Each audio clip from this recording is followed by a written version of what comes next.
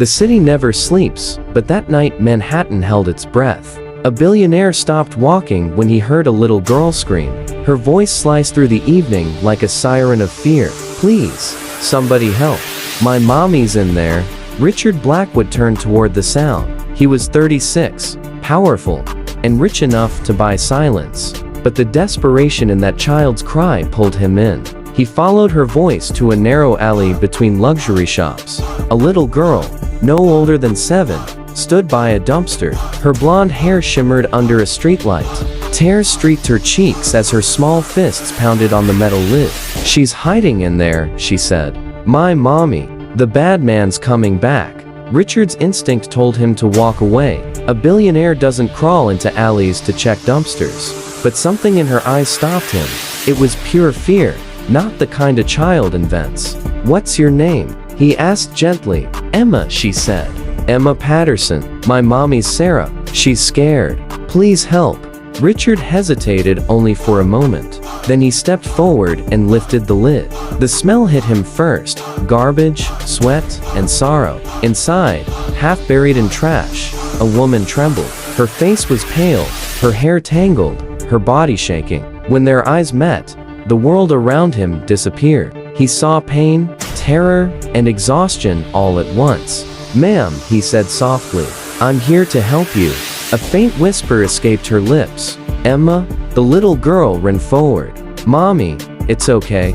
This man will help us." Richard reached into the dumpster and helped the woman out. Her arms were faint bruises, not from one blow, but from months of fear. He realized this was no random incident. This was survival, raw and real. The woman clung to her daughter with shaking arms. "Thank you," she whispered, holding Emma tight. Richard stood still, unsure what to say. He had closed billion-dollar deals with ease, but this moment left him speechless. "Who did this to you?" he asked quietly. The woman hesitated. "My ex-boyfriend, Marcus." Her voice trembled as she spoke his name. "He gets angry when he drinks.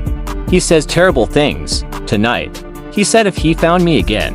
Her words broke into silence. Richard felt a familiar ache rise inside him. It was something buried deep in his past. Memories of his own mother shielding him from his father's rage. The same fear now lived in the eyes of this woman and her daughter. He crouched to meet Emma's gaze. "You're safe now, I promise," he said. The girl nodded but didn't let go of her mother's hand. Sarah tried to compose herself.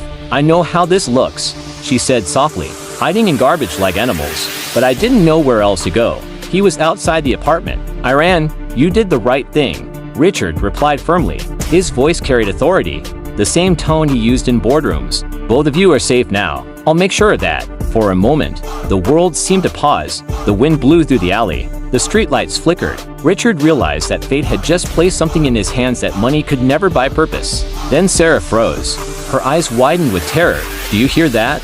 she whispered. Richard listened. Footsteps echoed from the street, heavy and even growing louder. Sarah's voice dropped to a tremor. "He found us." The sound of those footsteps hit like thunder. Sarah's hand clutched Emma's tighter. Her breathing turned shallow, her eyes darting toward the street. Richard stepped slightly forward, his instincts on high alert. "Stay behind me," he said, his tone calm but sharp. He scanned the shadows. A figure stumbled into view under the glow of a street lamp. A man, tall, rough, and unsteady. Even from a distance, Richard could smell the alcohol. "Marcus." "Sarah." The man's voice slurred. "You think you can hide from me?" Emma whimpered, burying her face in her mother's coat. Richard's jaw tightened. This wasn't just a domestic dispute. It was a trap set by fear itself. Marcus staggered closer, eyes wild, words venomous. "You embarrassed me, running like a thief.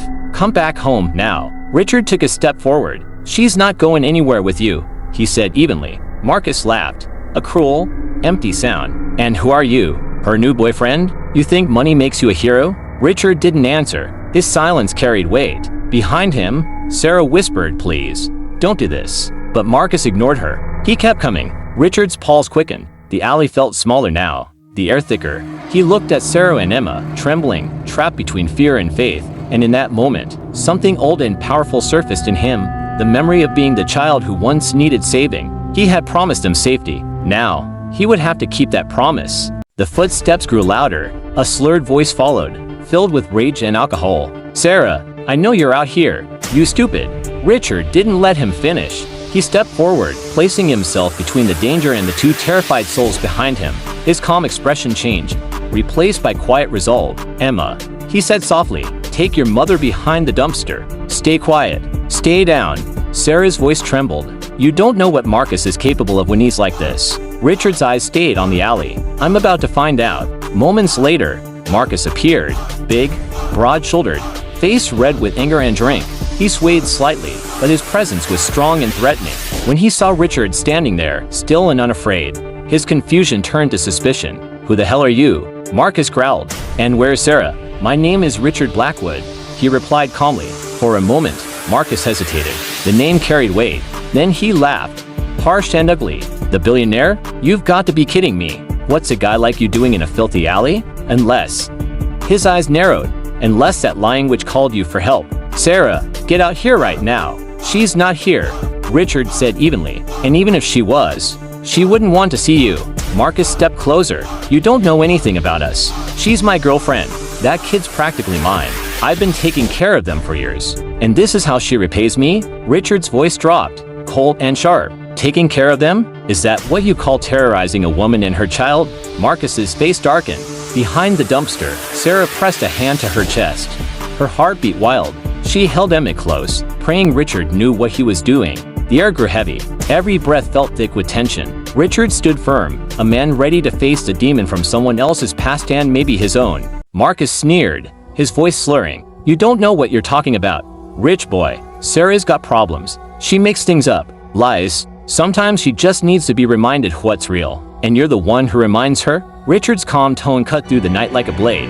"Someone has to keep her grounded," Marcus snapped. "Someone has to stop her from filling that kid's head with nonsense. Emma's a good girl, but Sarah's turning her against me, making her scared of me." Richard stared at him in silence. He had heard those same words before, years ago. His own father had said them, almost the same way. The same excuses, the same poison disguised as protection. He took a small step forward.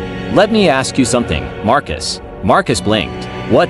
When you look at Emma, what do you see?" "What kind of question is that?" "A simple one." Marcus frowned, struggling to think. "I see a kid who needs guidance. Rills, someone to teach her how the world really works." Richard nodded slowly. "And when she looks at you, what do you think she sees?" Marcus didn't hesitate. "Someone who cares about her, someone who protects her from her mother's crazy ideas." For a moment, silence hung between them. Then Richard spoke again, his voice lower, sharper. "You know what I think she sees when she looks at you?" Marcus frowned. "What?" "The same thing I saw when I looked at my father." The words hit like a hammer. Marcus froze. The air seemed to stop moving. "Fear." Richard continued quietly. "Pure, absolute fear. The kind that never leaves a child, even when they grow up." Behind the dumpster, Sarah's hand covered her mouth to stop a sob. Emma clung to her tighter. Richard's words had turned the alley into a courtroom, and Marcus stood guilty before the truth itself. Marcus's glare hardened. "You think you can talk to me like that?" He spat. "You don't know me. I know enough." Richard said. "You drink, you shout, you scare them, and you call it love." Marcus stumbled forward, his breath heavy with alcohol. "You rich types think you can judge everyone. You've never been desperate. You've never had anyone run from you." Richard didn't move. His voice stayed calm. "You're right. I don't know what you've lost, but I know what you're about to lose if you take another step." Marcus hesitated. The words cut through his anger. Behind the dumpster, Sarah whispered to Emma, "Don't move, sweetheart. Don't make a sound." Marcus's fists clenched. "You think you can stop me? Try me." Richard said softly. The city's sounds filled the silence, the hum of traffic, the wind in the alley, Marcus's uneven breathing. Marcus took another step. Richard stood firm. Then, for a moment, confusion flickered in Marcus's eyes. He muttered, "You don't know what you're getting into," and stepped back. Richard's gaze didn't waver. "Walk away, Marcus. Right now." Marcus hesitated, caught between pride in the sense that he was outmatched. His anger dimmed for a second, then returned. "This isn't over," he growled, pointing a shaking finger. "You'll regret stepping into this." He turned and stumbled toward the street, his footsteps fading. Richard exhaled slowly, the tension easing.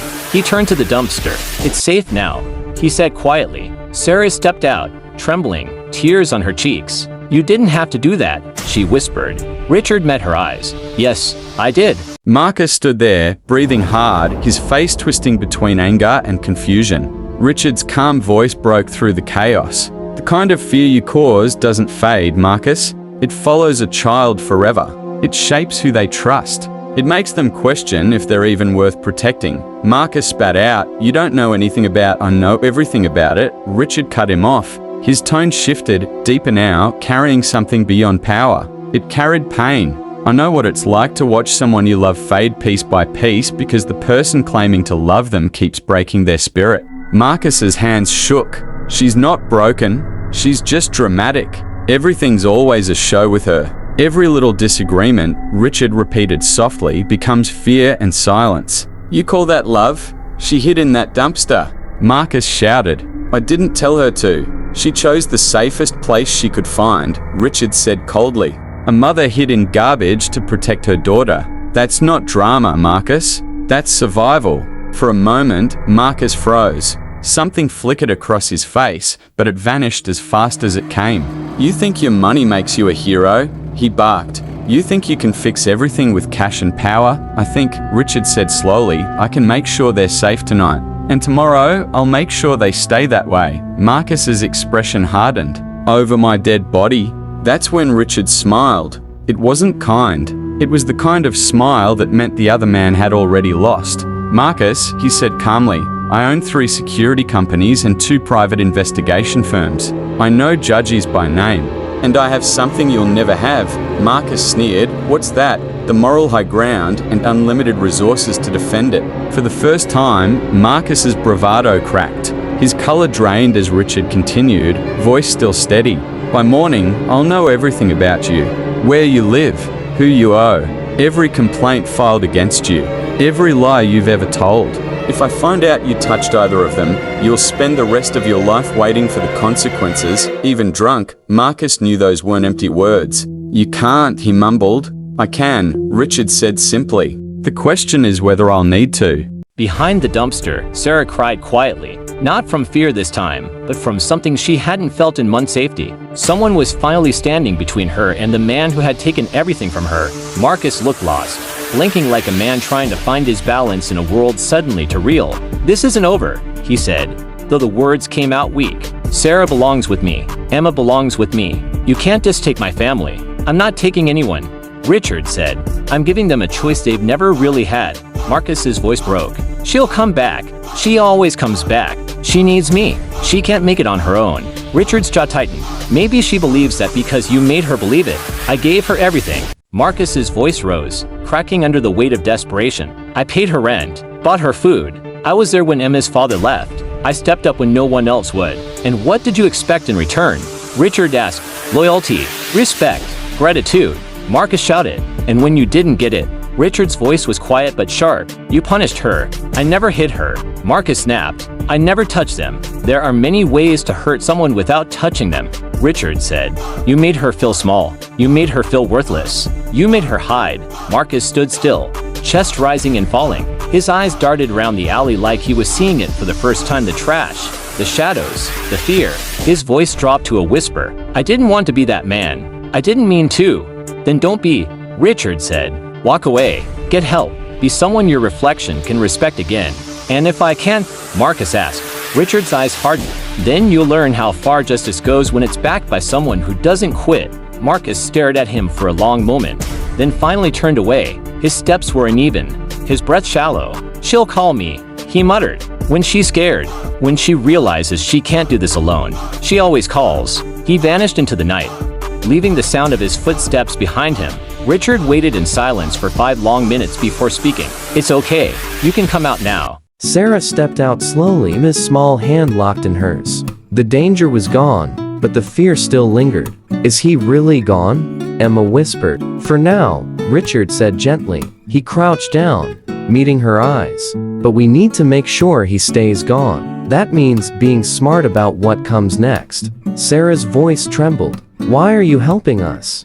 You don't even know us." Richard looked at her for a long time before answering. "When I was your daughter's age, I watched my mother hide from someone just like him. No one came to help. Tonight, I decided that ends with me." Sarah's breath caught. "What happened to her?" "Your mother? She learned to make herself small," Richard said quietly, "to stay silent. And she taught me to do the same. It took me 20 years to realize love isn't supposed to feel like walking on broken glass. For a moment, the alley was silent except for the soft rustle of leaves. Emma tugged on her mother's sleeve. "Mommy, are we safe now?"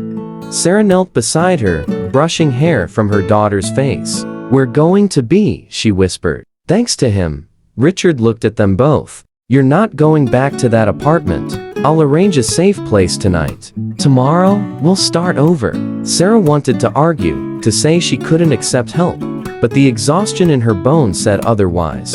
"Why would you do this for strangers?" she asked softly. Richard's voice stayed calm. "Because once, I needed a stranger to do it for me, and no one did." Sarah's eyes filled with tears again, but this time, they weren't from fear. For the first time in years, she felt something fragile but real hope. Richard turned to Emma. "You were very brave tonight." Emma smiled shyly. "You were brave too." Richard's lips curved into a faint smile. "Then we'll call it even." As the first hint of dawn touched the Manhattan skyline, the three of them began walking toward the street. A man who had everything money could buy, a woman who had lost everything she loved, and a little girl who reminded them both what innocence was worth saving. For more interesting stories, subscribe to HOA Story Time.